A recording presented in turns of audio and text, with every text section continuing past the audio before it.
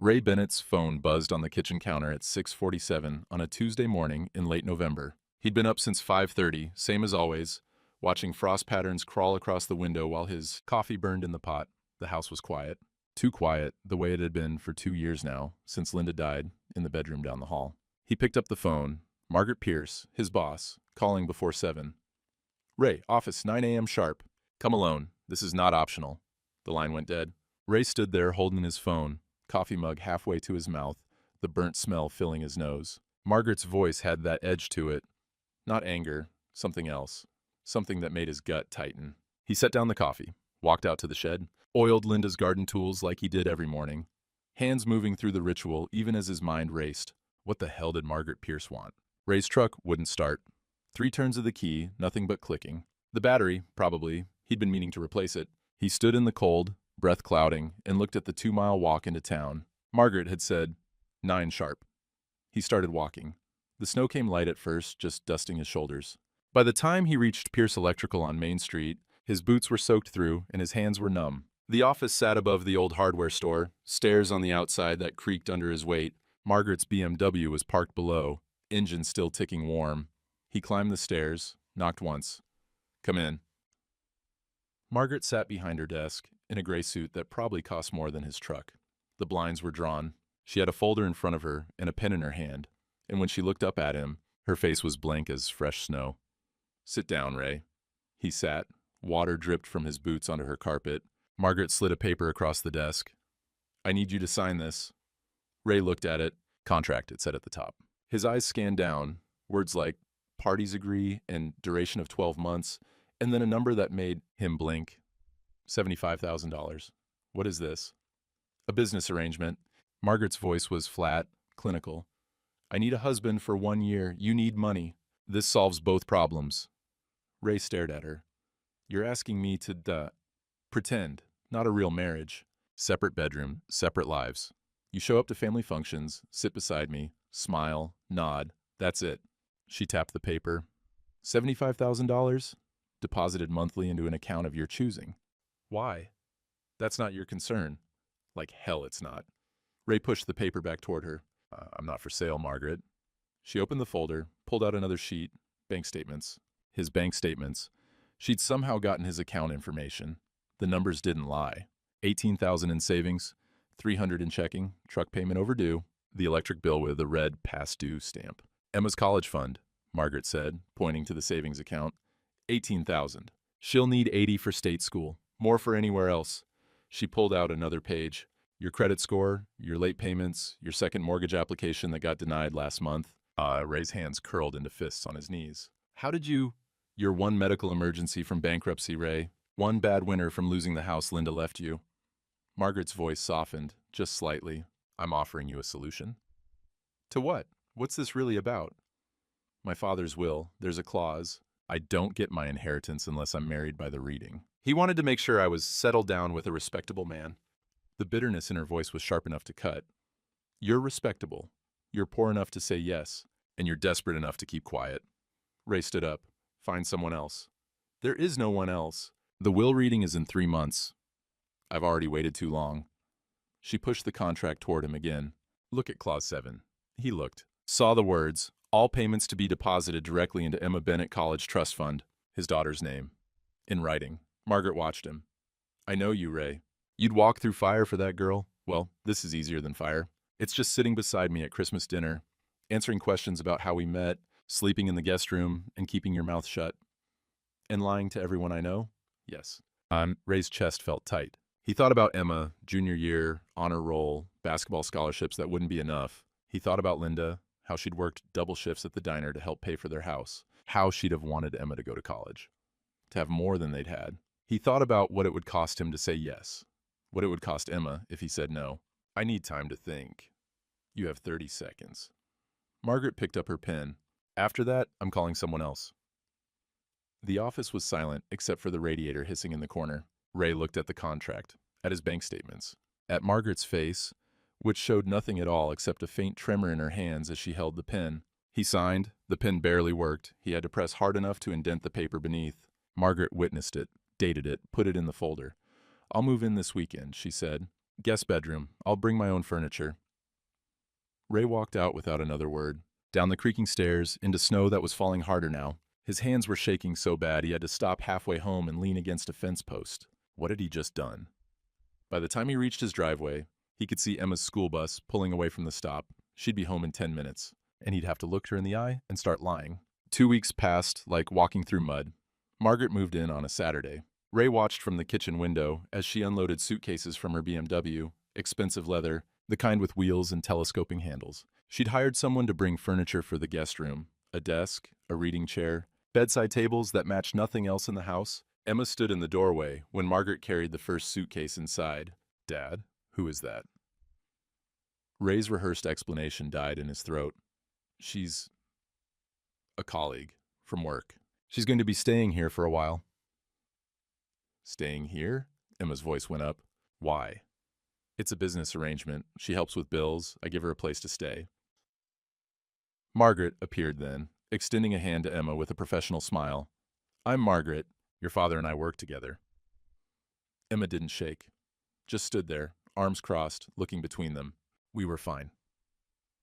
Emma, Ray started, but she was already walking away, taking the stairs 2 at a time. Her bedroom door slammed hard enough to rattle the pictures on the wall. Margaret pulled her hand back. She hates me. She doesn't know you to hate you. That's worse somehow. The routine settled in like frost. Margaret made coffee every morning, 2 cups the way Ray took it, black with 2 sugars. But she never drank hers, just left it on the counter, steaming, untouched. Ray would find it later, cold, and pour it down the sink. Emma stopped eating breakfast with them. She'd grab a granola bar, eat it in her room, leave for school without saying goodbye. Ray tried to talk to her, knocked on her door one night after Margaret had gone to her room. Honey, can we talk? I'm doing homework. Emma, I said I'm busy, Dad. He stood there in the hallway, hand on her doorknob, and heard her move something against the door, blocking it. Sunday morning, Ray made the mistake of bringing Margaret to church. They walked in together, not touching, but together, and the whispers started before they'd even sat down.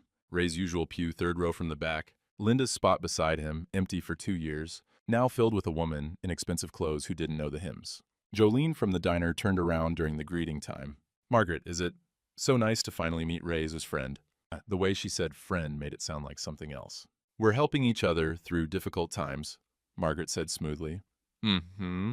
Jolene's smile was all teeth. Well, isn't that nice?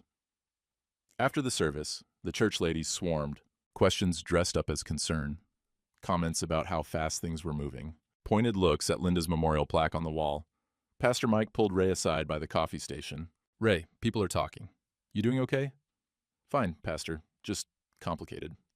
Doors open if you need to talk. No judgment. Ray nodded, couldn't speak past the lump in his throat. In the parking lot, he watched Margaret drive away in her BMW. Separate cars, even to church. The lie was already showing cracks. Jolene appeared at his truck window. Ray, honey, Linda was my friend. You sure about this? He couldn't answer honestly. I appreciate your concern. She walked away shaking her head, already pulling out her phone. That night, Ray woke to voices downstairs. 2 a.m. He grabbed his robe, moved quietly to the hallway. Light spilled from the kitchen. Margaret's voice, harsh and low. I don't care what he suspects. The will is ironclad. Pause. Someone on the phone. Just keep him quiet until March. After that, it doesn't matter. Another pause. No, Ray doesn't know anything. He's not a problem. Ray froze. He's not a problem. She was talking about him, to someone, about something happening in March.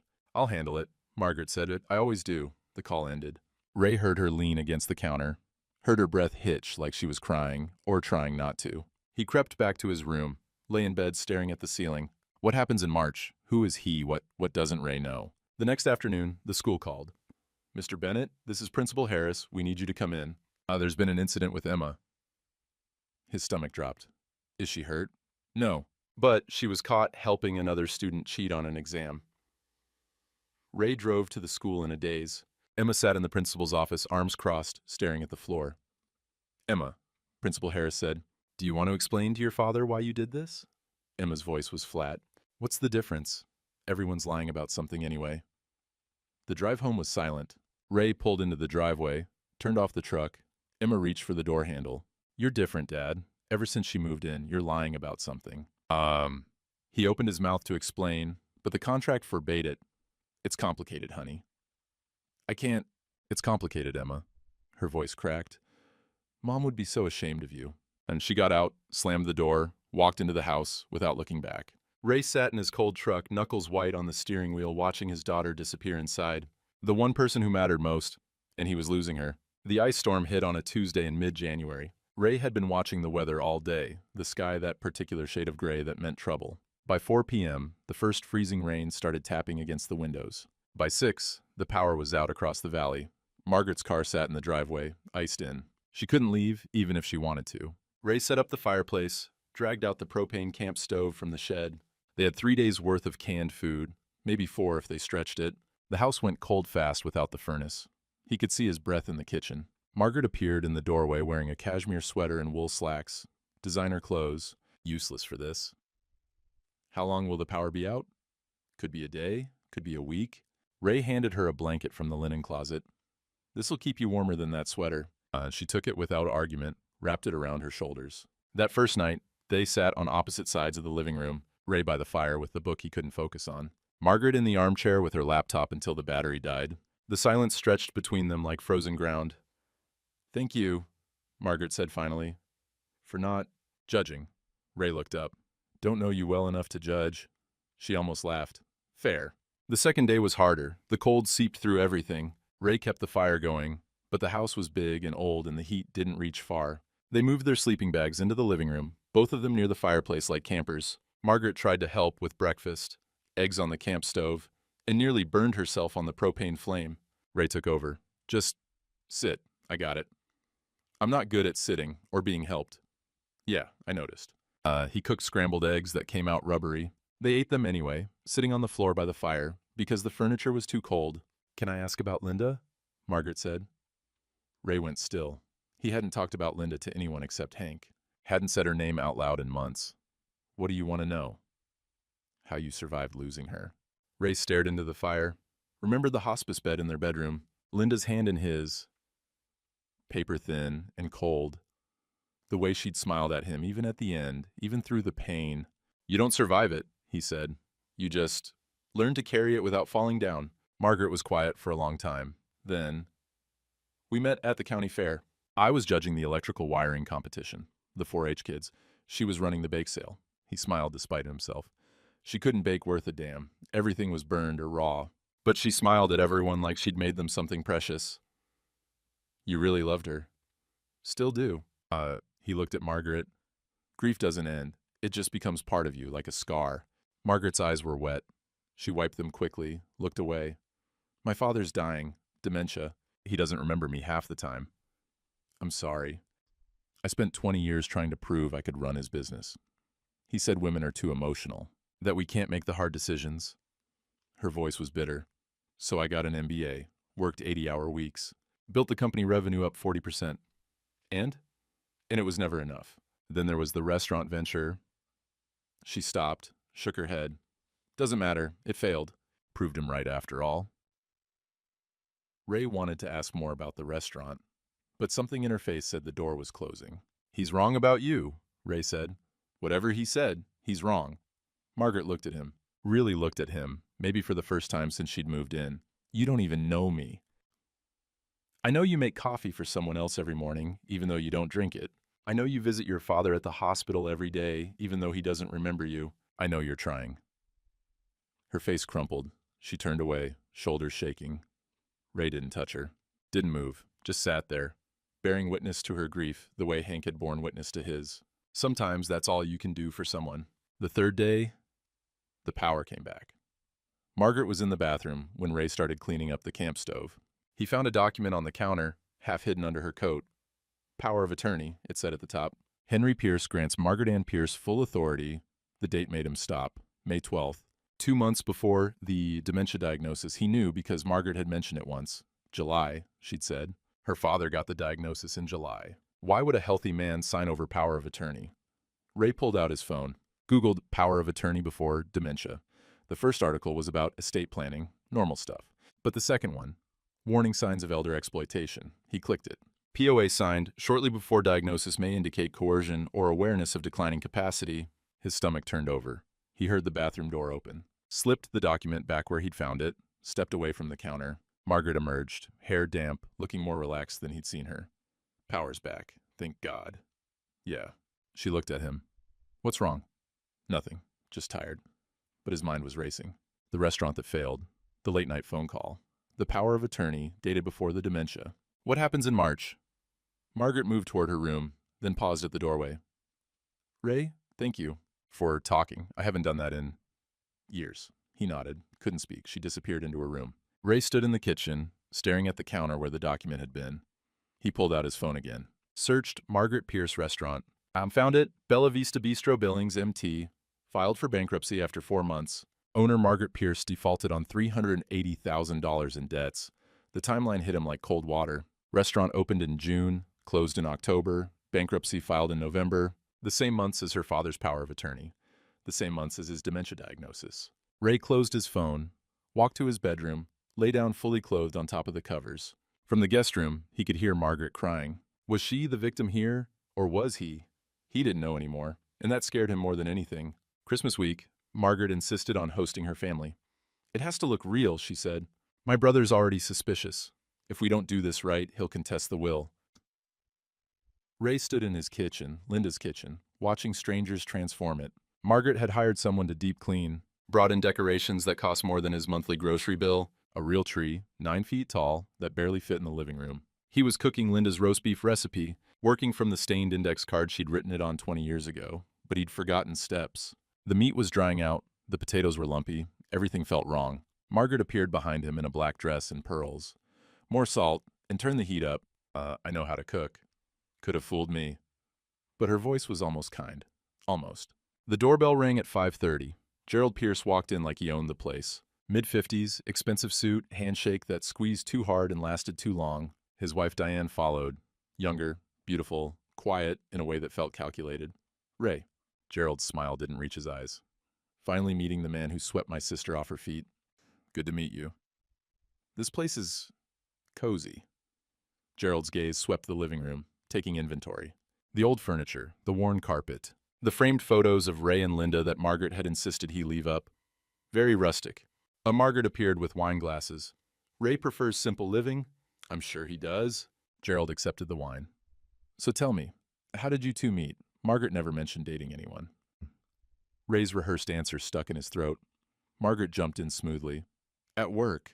Ray's been doing electrical contracting for the company for years. We started talking during a job last spring, and she looked at Ray with practiced affection.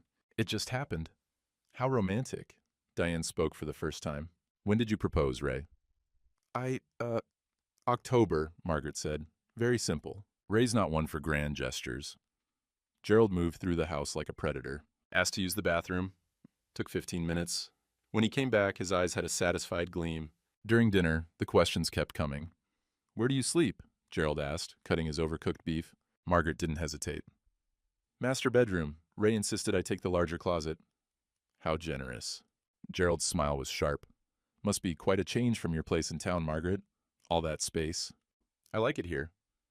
Emma emerged from her room halfway through the meal. She'd refused to come down earlier, but hunger must have won. She filled a plate in silence, started to take it back upstairs. Emma, honey, Ray said. Join us? She looked at the table, at Margaret in her pearls, at Gerald, watching everything with those predator eyes, at her father, playing house with strangers in her dead mother's kitchen. Something in her face changed. You want to know the truth? Emma's voice cut through the dinner conversation. Emma, Ray started. He's paying her to live here. The words exploded out of her. It's fake, all of it. Mom's barely cold and he's bought a replacement. The table went silent. Diane's fork stopped halfway to her mouth. Gerald leaned back, arms crossed, smile spreading. Emma, that's not... Ray tried. But Emma was crying now, years of grief and anger pouring out. You think I'm stupid? I found the papers, Dad. The contract, the money. You sold yourself to her and you think I wouldn't notice? She ran. Her bedroom door slammed so hard, a picture fell off the wall in the hallway. Ray sat frozen, the blood draining from his face. Gerald's smile was triumphant. Well, that was illuminating. Margaret didn't miss a beat. Her face shifted. Concern, embarrassment, a perfect mask of someone caught in an awkward misunderstanding. Emma, poor thing, is confused. She reached across the table toward Ray's hand. He couldn't make himself pull away. Ray has been helping me with my father's estate planning. It's complicated, trust, power of attorney, all very legal. I'm paying him for the consulting work because he won't accept it as a gift. She turned to Gerald. Ray's too proud, so we structured it as a business arrangement. Emma found some of the paperwork, and, well, you heard her. She's grieving her mother. She's angry at me for being here. The lie was perfect, smooth as glass. Even Ray almost believed it. Gerald's smile faded slightly. He couldn't disprove it, not without evidence. But Diane was watching Margaret with those quiet, calculating eyes. And Ray saw recognition there. She worked with numbers, with patterns. She knew something was off. I should check on Emma, Ray said, standing. He climbed the stairs on wooden legs, knocked on Emma's door. Go away. Honey, please, let me explain. I don't want your explanations. I don't want your lies. Her voice cracked.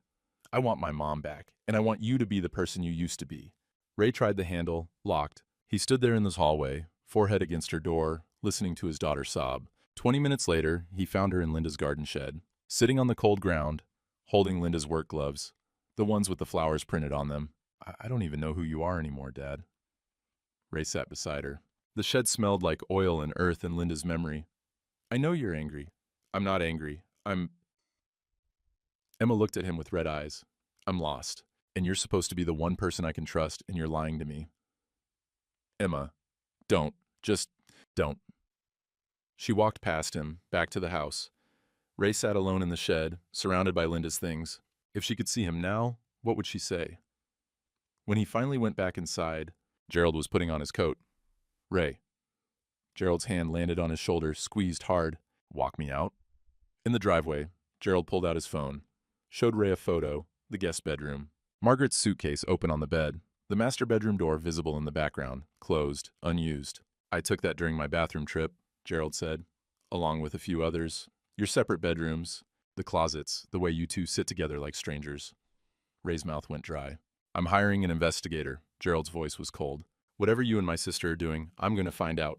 The will reading is in 8 weeks. Plenty of time. He got in his car, rolled down the window. My father deserves the truth. I'm going to give it to him. The taillights disappeared into the snow. Ray stood in his driveway watching them go. Inside, he could see Margaret through the window. Diane was talking to her, and Margaret's perfect mask had finally cracked. She looked terrified. And Ray realized he was being hunted by someone who already had evidence. The week after Christmas, Emma went to stay with her Aunt Jean. Just for a while, Dad. I need space.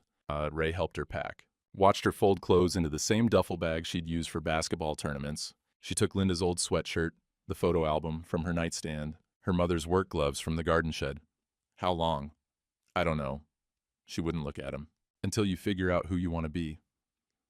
The house felt enormous after she left. Ray would come home from work to find Margaret's car gone. She was spending more time in Billings, she said. Business. But he thought maybe she was avoiding him. Avoiding what had happened at Christmas. Avoiding the truth that was closing in on both of them. He ate cereal standing at the sink. Couldn't remember the last time he'd cooked a real meal. The TV stayed on just for the noise. Voices to fill the silence. To keep him from thinking about how badly he'd screwed everything up. He texted Emma every day. Honey, please come home. We need to talk. I love you. That's not fake. Call me when you're ready. The responses came back one word at a time. Fine, busy, later. On the fourth day, he realized he hadn't spoken out loud in 6 hours. Gerald's investigation wasn't subtle. Ray saw him everywhere. At the job site where Ray was rewiring a barn, Gerald's car parked down the road watching. At the diner during Ray's morning coffee, Gerald in a booth across the restaurant making no effort to hide. At church on Sunday, standing in the parking lot afterward, phone to his ear, eyes on Ray the whole time. The questions started filtering back through the town. Ray's coworkers at the barn. That guy was asking about you. Wanted to know how long you'd been seeing Margaret, if we'd met her. Jolene at the diner, pouring his coffee with worried eyes. Ray, honey, a man's been coming around asking questions. Says he's Margaret's brother. You in some kind of trouble? The hardware store owner, casual as anything while Ray was buying furnace parts. Heard you got yourself a new situation. That true? The young clerk whispered to his coworker behind the register. Both of them laughed. Ray left without buying the parts. Couldn't stand the eyes on him anymore. Pastor Mike called on Wednesday. Ray, I'm hearing things. People are concerned. I'm concerned. Can you come see me? I'm handling it, Pastor. Are you? Because from where I'm sitting, it looks like you're drowning. Ray hung up, stared at his phone. Wanted to call Emma, to hear her voice, to explain everything. But the contract sat in his desk drawer like a prison sentence. He couldn't tell her the truth. Couldn't even defend himself? Sunday morning, Ray sat alone in church. His pew, the one he'd shared with Linda for 33 years, the one Emma had sat in as a child swinging her legs, felt too big now. Pastor Mike's sermon was on truth and consequences. The truth will set you free, Pastor Mike said from the pulpit. But first, it might cost you everything. Ray felt every word like a nail going in. After the service, Gerald was waiting in the parking lot. He didn't approach, just stood by his Mercedes, phone in hand, watching Ray walk to his truck. Their eyes met across the lot. Gerald smiled, made a call without breaking eye contact. Ray got in his truck. His hands were shaking so bad he had to sit for 5 minutes before he could drive. Thursday evening, Hank showed up with a thermos of coffee. "You look like hell, son." Ray was on his porch, jacket open despite the January cold. He hadn't shaved in 3 days, hadn't eaten anything but cereal and black coffee. "I'm fine." "Bullshit." Hank sat down beside him. "You're dying inside. I can see it." They sat in silence. Hank poured coffee into 2 tin cups. The steam rose between them. "You want to talk about it?" Ray's throat closed. He'd been holding everything in for so long. The contract, the lies, Emma's absence, Gerald's hunt. It was like carrying concrete blocks in his chest. "I can't." "Can't or won't?" "Does it matter?" Hank was quiet for a long time. Down the street, a dog barked. Someone's Christmas lights were still up, blinking red and green in the twilight. "My son," Hank said finally. "Before he died, the OxyContin. I knew something was wrong, saw the signs. But he kept saying he was fine, and I let him keep lying, told myself it wasn't my business to push."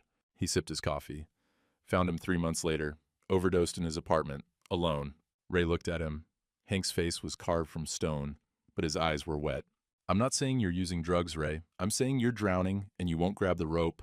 And I'm not going to stand by and watch another man I care about go under." Something in Ray broke. The words came pouring out. The contract, the $75,000, Margaret's dying father and his will, the fake marriage, the separate bedrooms, Emma's explosion at Christmas, Gerald's investigation, the photos of their separate lives. "I did it for Emma," Ray said, and his voice cracked. "The college fund. She deserves better than what I can give her. But now she won't even talk to me. And I'm being hunted by a man who has evidence, and I don't know what to do." Hank listened to all of it, didn't interrupt, didn't judge. When Ray finished, Hank was quiet for a long time. "You did a dumb thing for a good reason," he said finally. Ray almost laughed. "That's supposed to make me feel better?" "No, supposed to make you realize you're not a bad man, just a desperate one." Hank turned to face him. "But here's what I know. Desperate people do desperate things. And your boss, she's desperate too." What do you mean?" "Think about it. Why would a successful businesswoman pay 75 grand to a man she barely knows? Why hire you instead of finding some actual boyfriend? Why the rush?" Hank's eyes were sharp. "She's not just securing an inheritance, Ray. She's running from something." Ray thought about the late-night phone call, the power of attorney dated before the dementia, the failed restaurant. I think there's more to this. Something she's not telling me." Then find out." Hank stood. "My nephew Tom works at the county clerk's office. Property records, financial filings, all that legal stuff, public record. Anyone can request them. That's smart. That's what it is." Hank looked down at him. "You need to know what you're really involved in, Ray, before Gerald exposes it and you go down with her." And Ray sat with that for a moment. "You think she's done something illegal?" "I think you should find out, before it's too late." 3 days later, Ray's phone rang. "Hank, nephew found something. Meet me at Silver Creek Diner tomorrow morning, 10 a.m. "Can you tell me now?" "Not on the phone?" Hank's voice was grim. "And Ray, bring coffee. You're going to need it." Ray sat in his kitchen after the call ended. Margaret's car was in the driveway. She was home for once, holed up in the guest room. He looked at her closed door. Tomorrow he'd learn the truth. Tonight, he still had the choice to walk away, to keep taking the money, to keep lying. But Hank's words echoed in his head. "You're drowning and you won't grab the rope." Ray stood, walked to Emma's room, empty, clean, waiting for her to come home. He picked up his phone, texted her, "I love you, honey, and I'm going to fix this. I promise." No response. He went to bed fully clothed, staring at the ceiling until dawn came. Tomorrow, everything would change. He could feel it. The Silver Creek Diner smelled like burnt coffee and bacon grease. Ray slid into the back booth at 9:55. Hank was already there, manila envelope on the table between them. Tom sat beside his uncle, 30-something, county clerk badge clipped to his belt, nervous energy radiating off him like heat. "Uncle Hank said you needed this." And Tom pushed the envelope toward Ray. It's all public record. Anyone could request it. I probably shouldn't be here when you read it. He left before Ray could thank him. Hank poured coffee from the pot Jolene had brought over. You ready? Ray's hands were shaking. No. Open it anyway. The first document was a property transfer. Ray recognized the address, the Pierce family ranch, 200 acres outside town, sold to a development company for $180,000. Signed by Margaret Pierce, power of attorney. Date, September 14th. Her father's ranch, Hank said quietly. She sold it. The next page, bank withdrawal records. Margaret's signature, using the power of attorney. Withdrawals spanning June through October. Never more than $9,000 at a time, just under the reporting threshold. Hank's finger traced down the column. $127,000, all withdrawn in 6 months. Ray's stomach turned over. More documents, business filings. Bella Vista Bistro, Margaret A. Pierce, owner. Initial investment, $380,000. Opening date, June 15th. Closure date, October 3rd. Bankruptcy filing, November 1st. 4 months, Ray said. The restaurant lasted 4 months. Hank pulled out a timeline he'd written on notebook paper. Look at the dates, Ray. May 12th, power of attorney signed. June 15th, restaurant opens, first withdrawals from father's accounts. July 8th, father's dementia diagnosis. August 15th, father's lawyer adds marriage clause to will. September-October, continued withdrawals, property sale. October 3rd, restaurant closes. November 1st, bankruptcy filed. November 20th, Margaret offers Ray the contract. She stole from him, Ray said. The words felt like gravel in his throat. Her own father. Looks that way. The dementia diagnosis, the marriage clause, that was him fighting back. Ray saw it now, clear as glass. He knew she'd stolen. He couldn't prove it, or he was too sick to press charges. So he added the marriage clause to force accountability. Give her a partner who might notice the missing money. And she found someone desperate enough not to ask questions. Ray sat back against the vinyl booth. Felt sick. I helped her cover it up. I've been living in her house, playing her husband, while she stole $400,000 from a dying man. You didn't know. I knew something was wrong. The late-night phone calls, the power of attorney. I knew, and I took the money anyway. Jolene appeared with the coffee pot, took one look at Ray's face and backed away without a word. Hank gave him time, let him process. Finally, what are you gonna do? Ray thought about Emma, about the college fund that was supposed to make everything worth it, about the old man in the hospice bed who thought his daughter had finally found love. I don't know. Well, reading's in 2 weeks. I know. Gerald's investigation is going to find this eventually. Maybe already has. Hank's voice was gentle but firm. You need to decide what side you're on before someone decides for you. Ray gathered the documents, slid them back into the envelope. Can I keep these? They're yours. Ray sat in his truck outside the hospital for an hour. Margaret's BMW was in the parking lot. She visited her father every day, dutiful daughter, crying in the parking lot before and after, making sure no one saw. Was it guilt or was it performance? He watched her emerge at 4:30. Even from a distance, he could see her wiping her eyes. Her shoulders shook. She got in her car and drove away without seeing him. Ray followed her home, pulled into the driveway, right behind her. She was in the kitchen when he came in. Wine glass already in hand, laptop open on the counter. He threw the envelope on the table. Margaret looked at it. Her face went white. How much did you find? All of it. Ray's voice was steady, colder than he'd known it could be. 400,000, the restaurant, your father's ranch, the power of attorney you used to steal from a dying man. Margaret closed her laptop slowly. I can explain. You used me. You made me complicit in elder abuse. You turned me into your accomplice. I turned you into a father who can send his daughter to college. Margaret's voice rose. Don't pretend you're innocent here, Ray. You took the money knowing something was wrong. You didn't ask questions because you didn't want answers. The truth of it hit him like a fist. You're right, he said quietly. I didn't want to know, but I know now. Margaret sat down, picked up her wine glass with shaking hands. The restaurant was going to prove him wrong. 20 years of women can't run businesses, and you're too emotional and stick to what you know. I was finally going to show him. Her voice cracked. It failed in 4 months, Ray. 4 months. I lost everything. His investment, my savings, everything. And I couldn't tell him. Couldn't admit he was right all along. So you stole. I borrowed. I meant to pay it back. By forging his signature, selling his property. He found out. Margaret's tears were falling now. The dementia wasn't as bad as everyone thinks. He knew. He added the marriage clause to punish me, to force me to have the keeper. Someone who'd notice what I'd done. So you made sure I wouldn't notice. You found someone desperate enough to stay quiet. Margaret didn't deny it. Ray's phone buzzed. Emma. Dad? I'm ready to come home. I want to talk. He stared at the message, at Margaret crying in his kitchen, at the envelope full of evidence. What are you going to do? Margaret asked. I don't know, but I can't keep lying. Not to Emma. If you tell her, you have to explain why. And if you explain why, Margaret looked at him with red eyes. You lose the contract, Emma loses her college fund, and you'll have to admit you were complicit. As Ray typed back to Emma, Honey, can you give me a few more days? The response came immediately. You're still lying, aren't you? Then nothing. He called. It went to voicemail. He tried again. She'd blocked him. Ray sat in his truck in the hospital parking lot at dusk, watching windows light up as visiting hours began. He was losing everything anyway. The money, his daughter, his self-respect. What was the point of staying silent? The week before the will reading, Ray stopped sleeping. He'd lie in bed, staring at the ceiling, listening to the house settle. Margaret, moving around in the guest room, the furnace kicking on and off. His own heartbeat too loud in his ears. Every morning he'd work electrical jobs on autopilot, rewiring panels, running conduit, his hands doing what they'd done for 35 years while his mind spun in circles. Tell the truth, lose everything, stay silent, lose himself.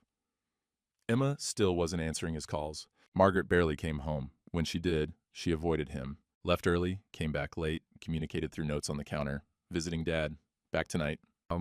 Hank stopped by every day, brought food Ray didn't eat, sat on the porch and didn't push, just stayed nearby, in case Ray was ready to talk. You look like a ghost, son. Feel like one.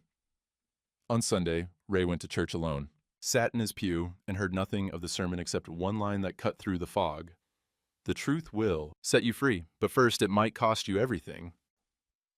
After the service, Gerald was waiting by the Mercedes. He didn't approach, just caught Ray's eye across the parking lot, smiled, made a call. Ray drove home with his hands white-knuckled on the wheel. Thursday afternoon, Ray's phone rang. Hospital. Mr. Bennett, Mr. Pierce is asking for you. I'm not family. He specifically requested you, says it's important. Ray drove to the hospital with dread pooling in his gut. The hospice wing smelled like antiseptic and dying flowers. Henry Pierce was in room 412, propped up on pillows, more skeleton than man now, but his eyes were clear. Margaret wasn't there.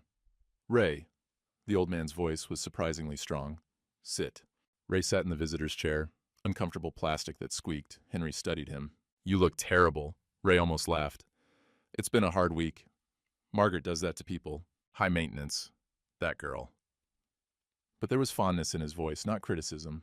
You're good for her, though. She's smiling again, first time in years. Ray's chest compressed. The old man thought of the marriage was real. I wanted to tell you something, Henry continued. Before I go. He reached for Ray's hand. His grip was weak but insistent. I wasn't kind to her, my daughter. Told her she couldn't run a business. That women were too emotional for that kind of work. Tears tracked down his weathered face. I'm proud of her now. Wish I'd said it sooner. She built that company into something real. Sir, tell her I'm proud. Promise me. Before I die, tell her. Ray couldn't speak, just nodded. Henry's eyes were wet. She's terrified of ending up alone, like me. He gestured at the empty room. Wife dead 20 years. Son visits out of obligation. Daughter, I drove away with my bullshit. Don't let her end up like this, Ray. Alone, in a white room, with nothing but regrets. He squeezed Ray's hand. And don't let Gerald take everything. He only cares about the money. But you, I can see it in you. You're a good man, an honest man. The word honest hit Ray like a slap. You'll do right by her, Henry said, drifting toward sleep. I know you will. His hand slipped from Ray's. His breathing evened out into the rhythm of morphine dreams. Ray sat there for 10 minutes, frozen. This man was dying believing his daughter had found love. Believing Ray was honorable. Believing the lie Margaret had constructed. If Ray told the truth, Henry would die knowing his daughter was a thief, that the marriage was fake, that he'd been fooled in his weakest moments. But if Ray stayed silent, Henry died, at peace with a lie. Which was the greater cruelty? Ray walked out to the parking lot, found Margaret waiting by her car. She'd been there the whole time, listening through the door. He asked you to protect me. Yeah. Are you going to?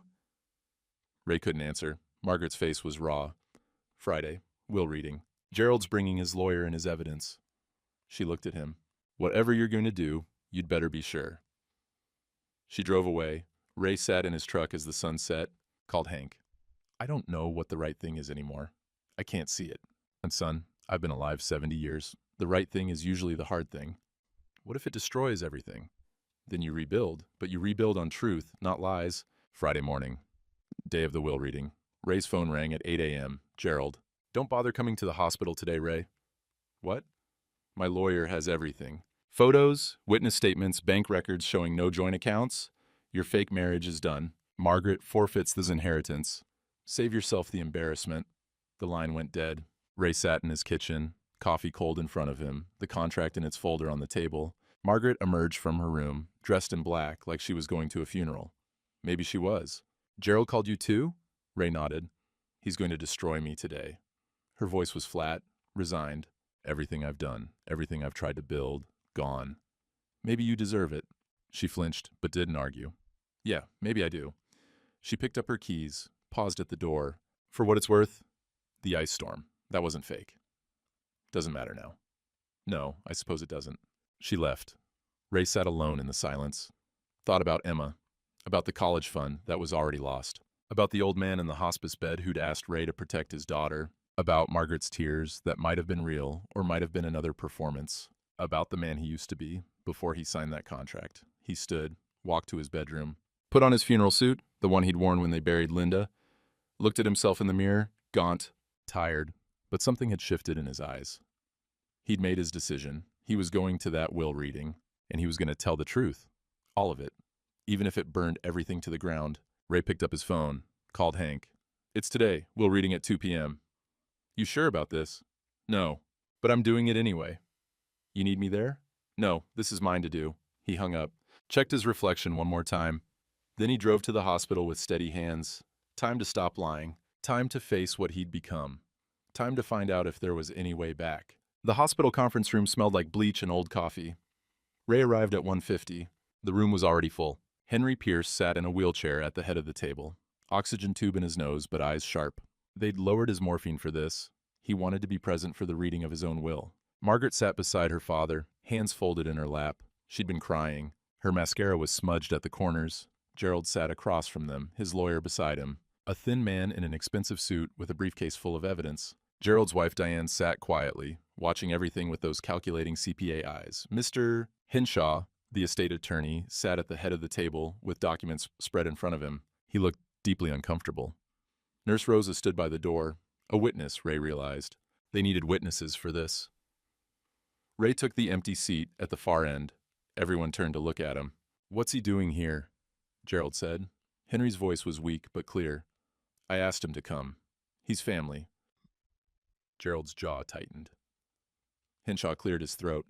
Before we begin the formal reading, Mr. Gerald Pierce has requested to present evidence regarding the marriage is fraudulent. Gerald interrupted. He pulled the investigation file from his briefcase, slapped it on the table. Photos spilled out, the separate bedrooms, Margaret's suitcase in the guest room, the master bedroom door, closed and unused, Ray and Margaret arriving at church in separate cars, standing together at Christmas dinner with the body language of strangers. They're not married, Gerald said. They've never been married. My sister hired this man to satisfy the will's marriage clause. It's a scam. Margaret's lawyer started to object, but Gerald kept going. I have witness statements from neighbors, from church members, from people who've seen them together. He pulled out more documents. Bank records showing no joint accounts, no shared expenses. They don't even eat meals together. Henshaw looked at Margaret. Ms. Pierce, do you have a response to these allegations? Margaret opened her mouth, closed it, looked at Ray with something like desperation. This was the moment. She was waiting for him to back her up, to support the lie they'd been living. Ray stood. He's right. The room went silent. Margaret's face drained of color. The marriage is fake, Ray continued. His voice was steady, calmer than he felt. Margaret hired me for $75,000, 1 year, pretend to be her husband for family functions, live in the same house, satisfy the will's marriage clause. He pulled the contract from his jacket pocket, set it on the table. We've never been married. We sleep in separate rooms. It's all fake. Every bit of it. Gerald looked triumphant. Then she forfeits the inheritance. But Gerald doesn't know everything, Ray said. He pulled out the envelope Hank's nephew had given him. The public records, the property transfers, the withdrawal statements. Your sister didn't just hire me to get the inheritance. She hired me to cover up a crime.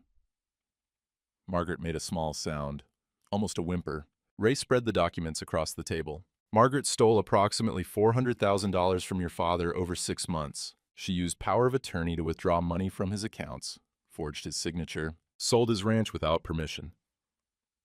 The room erupted. Gerald's shock, Diane's sharp intake of breath, Henshaw scrambling to look at the documents, Henry's labored breathing getting faster. She invested it in a restaurant, Ray continued. Bella Vista Bistro in Billings. It failed in 4 months. She lost everything, his money, her money, all of it, and she was too ashamed to tell him. He looked at Henry. Sir, your daughter stole from you. She committed fraud, elder abuse. She made terrible choices. Margaret was crying now, silent tears streaming down her face. But, Ray said, and his voice softened, she made those choices because you spent her whole life telling her she wasn't good enough, that women can't run businesses, that she was too emotional, that she'd fail. Henry's eyes were locked on Ray's face. She was trying to prove you wrong. The restaurant was supposed to show she could do it, build something on her own, make you proud. Ray's throat tightened. It failed, and instead of asking for help, she stole. Because she couldn't admit you were right. Because she'd rather be a criminal than a failure in your eyes. He turned to Gerald. And you're not wrong about the theft. But let's be honest, you're not here to protect your father. You want the money. You've wanted it your whole life. The successful younger brother, finally getting what the favorite daughter had. Diane's hand moved to Gerald's arm, a gentle pressure. She knew it was true. I took Margaret's money, Ray said, for my daughter's college fund. I knew something was wrong. I didn't ask questions because I didn't want to know the answers. I'm complicit in this. All of it. He looked around the table. Nobody in this room is innocent. We've all got blood on our hands. We've all chosen lies over truth because it was easier. Henry spoke for the first time. His voice was barely a whisper. Ray. Everyone turned. The old man's eyes were clear, sharp, and there was something in them, not surprise, something else. He smiled.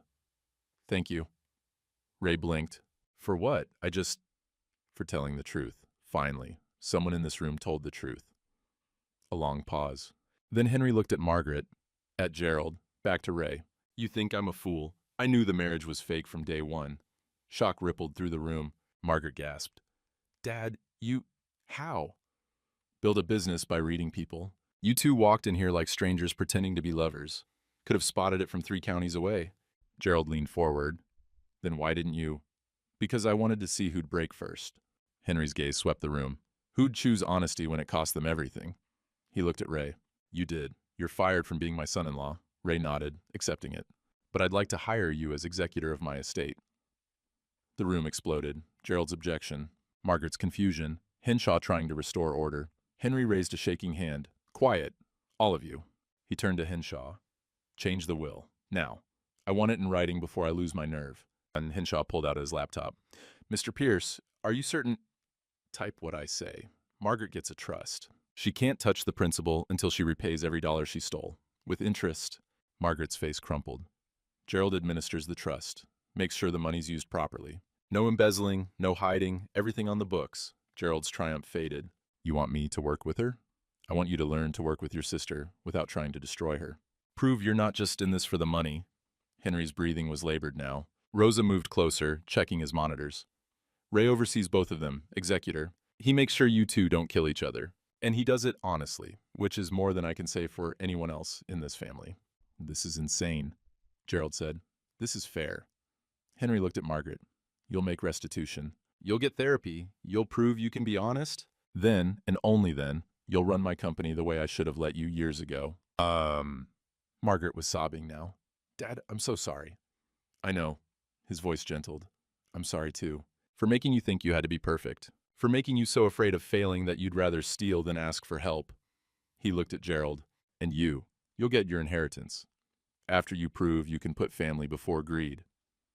To Ray, and you lose the contract, you lose the money, but you get something more valuable. You get to look yourself in the mirror. Henshaw typed furiously. Rosa and Diane witnessed the new will on the laptop screen. It was done in 10 minutes. Henry sank back into his wheelchair, exhausted. Now get out, all of you, except Ray. The family filed out slowly, Gerald furious, Margaret dazed and broken, Diane sympathetic. When they were alone, Henry looked at Ray. You could have kept quiet, kept the money. No, sir, I couldn't.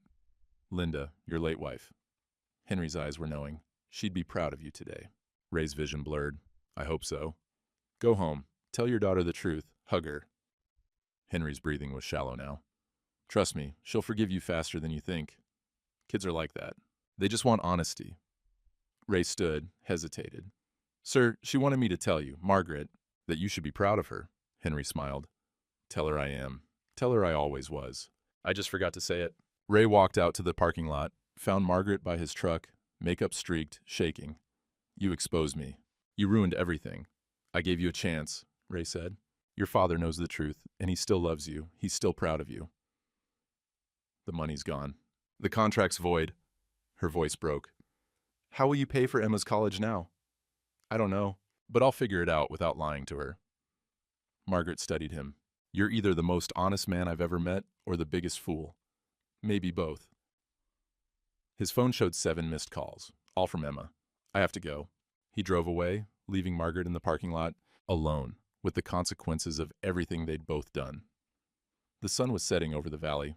His phone rang again. Emma, he answered. Dad, I heard Aunt Jean's friend works at the hospital. She said there was some kind of scene at Grandpa Pierce's will reading. What happened? Ray pulled over, took a breath. I need to tell you something, honey. Everything. The truth. Can I come see you? Silence. Then, yeah, I'm ready to hear it. I'll be there in 20 minutes. He drove toward his sister-in-law's house with the windows down, cold February air rushing in, feeling like he could breathe for the first time in months. Ray pulled into Aunt Jean's driveway just as the sun disappeared behind the mountains. Emma was waiting on the porch, wrapped in Linda's old sweatshirt, her breath clouding in the cold. She didn't run to him, didn't smile, just stood there, arms crossed, waiting. Ray got out of the truck, walked up the steps slowly. Can we talk? Emma nodded, sat down on the porch swing. Ray sat beside her, careful to leave space between them. I need to tell you everything, he said, and I need you to let me finish before you decide if you hate me. I don't hate you, Dad. Her voice was small. I don't know who you are anymore. So Ray told her, all of it. The contract, the $75,000, Margaret's dying father and his will, the fake marriage, the separate bedrooms, the lies to everyone they knew. Emma listened without interrupting, her face unreadable in the porch light. I did it for you, Ray said, for your college fund. I thought I was protecting your future, but I was really just too proud to admit I couldn't afford to send you to school on my own. Dad. Let me finish. He swallowed hard. I lied to you, to Hank, to Pastor Mike, to everyone who trusted me. And the worst part is, I told myself it was okay because my intentions were good. But good intentions don't make lies true. He pulled the contract from his pocket, the one he'd retrieved from his desk before leaving the hospital. Today I told the truth at the will reading. I exposed everything, the fake marriage, Margaret's crimes, my own complicity. I lost the contract, lost the money. Emma took the contract, read it in the porch light. Her eyes stopped on Clause 7. All payments to be deposited directly into Emma Bennett College Trust Fund. You did it for me, she whispered, the whole time. That doesn't make it right. No, she looked at him. But I understand why. She leaned against his shoulder. The first physical contact they'd had in months. Ray's arm came around her automatically, and she didn't pull away. I'm still mad at you, she said. I know. And I don't forgive you. Not yet. Trust doesn't come back that fast. I know that too. They sat in silence, the swing creaking beneath them. Down the street, someone's wind chimes rang in the February breeze. Mom would have been furious, Emma said finally. Yeah. But she would have understood, eventually. Emma pulled back to look at him. She always said you had more pride than sense, that you'd rather break your back than ask for help. Ray almost laughed, almost cried. She knew me too well. So what happens now, without the money? I don't know. I'll figure it out. Get a second mortgage, maybe. You've got scholarships. We'll make it work. Emma was quiet for a moment. Then, I can get a job, work part-time during school. I'm not too good for that. She sounded so much like Linda in that moment that Ray's chest ached. We'll figure it out together, he said. No more lies, no more secrets, just honest work and honest talk. Yeah, Emma nodded. Together. A week later, Ray drove Emma home. She'd packed her things from Aunt Jean's, said her goodbyes, climbed into his truck without hesitation. The silence on the drive wasn't comfortable yet, but it wasn't hostile either. It was just quiet. The kind of quiet where healing could happen. When they pulled into the driveway, Margaret's BMW was gone. She'd moved out while Ray was gone, left a note on the kitchen counter. Thank you for the hardest kindness anyone's ever shown me. Starting therapy next week. First restitution payment goes out Friday. You gave me something I didn't know I needed. A chance to do this right. M. Emma read the note over his shoulder. You think she'll actually change? I think she'll try. That's all any of us can do. The days settled into a new rhythm. Not the old one. That was gone forever, buried with the lies. But something different. Something built on honesty instead of performance. Ray worked his electrical jobs. Applied for a second mortgage. The bank approved it, barely. The payments would be tight, but manageable. Emma joined him for coffee every morning on the porch. A new ritual. She'd ask him to tell Linda stories, and he would. The good ones and the hard ones. The way Linda had sung off-key in the shower. The way she'd fought through cancer treatments with more courage than Ray had ever possessed. Emma shared her own memories. Things Ray didn't know. Conversations she'd had with her mother in those final weeks. Linda telling her to take care of Ray, to forgive him when he was stubborn, to remember that pride was his weakness but love was his strength. She knew you'd do something like this, Emma said one morning. The contract, I mean. She told me you'd try to save the world for me, even if it killed you. What else did she say? That when you did, I should be mad, but then I should forgive you, because you'd do it out of love, not selfishness. Ray's coffee blurred in his vision. 2 weeks after the will reading, Hank came over with a bottle of whiskey and 3 glasses. Figure we earned this, he said. They sat on the porch, Ray, Emma, Hank. The March evening was mild, the first hint of spring in the air, ice breaking up in the creek, crocuses pushing through the frozen ground in Linda's garden. Hank poured 3 fingers in each glass, handed one to Emma. I'm 16, she protested. 1 sip won't kill you. This is educational. Hank raised his glass. To telling the truth even when it costs everything. They drank. Emma sipped and made a face that had Hank and Ray laughing for the first time in months. That's horrible, she said, pushing the glass away. That's whiskey, kid. It's supposed to burn. Hank settled back in his chair. Your old man did a good thing. Took real courage. Or real stupidity, Ray said. Sometimes they're the same thing. Emma looked between them. So what happens with Ms. Pierce and her brother? Monthly meetings, Ray said. I oversee the trust. Make sure Margaret's making restitution payments. Make sure Gerald's not trying to steal the company out from under her. It's... He searched for the word. Complicated. Will she run the company again? Eventually? If she earns it back. If she proves she can be honest. Ray shrugged. That's up to her. Hank poured himself another glass. Heard through the grapevine that Henry Pierce passed last night. Peaceful, in his sleep, Ray nodded. He'd known it was coming. At least he knew the truth before he went. That's worth something. Yeah, it is. Sunday morning, Ray removed his wedding ring. He'd worn it for 33 years of marriage and 2 years of widowhood. But it was time. Not to forget Linda. He'd never forget her. But to accept that grief was permanent. Part of him now. Not something to overcome. Just something to carry. He placed the ring in the small wooden box where Linda kept her garden gloves. Closed the lid gently. Emma found him in the shed. You okay? Yeah, I think I am. Want to plant the garden today? Mom always started in March. Ray looked at his daughter. At the shed, full of Linda's tools, maintained and oiled but unused for 2 years. At the garden plot outside, frozen and empty. You remember how? She taught me the year before she died. I just wasn't ready before. They worked together in the cold March soil, turning earth, planting early vegetables, peas, lettuce, spinach. Emma wore Linda's work gloves. Ray wore his own, cracked and stained from decades of work. They didn't talk much, just worked side by side, finding a rhythm. Emma unearthed something while digging. A bulb Linda had planted and forgotten, dormant all this time, waiting underground. Should we dig it up? Ray looked at the bulb, thought about things that survive winter and darkness, that wait for the right time to grow. No, leave it, see what happens. They planted around it, covered it gently. Sometimes things survive winter underground. Sometimes they come back stronger for the waiting. Late March evening, Ray and Emma on the porch. She was doing homework, highlighting passages in her history textbook. Ray was reviewing contractor bids for a barn rewiring job. Hank's porch light came on next door. He waved. Ray waved back. Simple, ordinary, honest. Emma looked up from her homework. Dad, do you regret it? The contract, the lying, all of it? Ray considered the question honestly. I regret the lying. Don't regret fighting for your future, but I learned there's no shortcut to doing right. The long way is the only way that works. Would you do it again? No, because next time I'd ask for help before it got desperate. I'd trust people. Trust you. He looked at her. Your mom tried to teach me that. Took me losing everything to finally learn it. Emma nodded, went back to her homework. Ray watched the stars come out over the valley. Life was harder now, poorer, more uncertain. The second mortgage payments would stretch them thin. Emma would work part-time at the diner while juggling school and basketball. They'd eat a lot of rice and beans, but his daughter trusted him again. And he could look himself in the mirror. That was worth more than $75,000. Worth more than comfort or security or pride. In the shed, Linda's tools waited for morning. In the garden, seeds pushed toward light. In the house, coffee mugs sat ready for dawn. Life went on.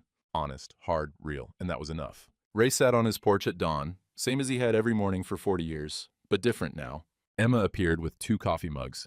She'd started making it for both of them, strong and black, the way Linda had taught her. She handed him one and sat in the chair beside him, pulling her knees up under Linda's old sweatshirt. They watched the valley wake up. Hank's truck pulling out for an early fishing trip. Church bells starting their Sunday ring across town. The smell of soil from the garden, thawing and ready. Ray thought about the man he'd been 6 months ago, desperate, prideful, willing to sell his dignity for a check and call it love. He'd lost $75,000. Nearly lost his daughter, lost the comfortable lie that he could handle everything alone. Got back something he couldn't put a price on. Used to think dignity meant what you could endure, how much weight you could carry without asking for help, how much you could suffer in silence and call it strength.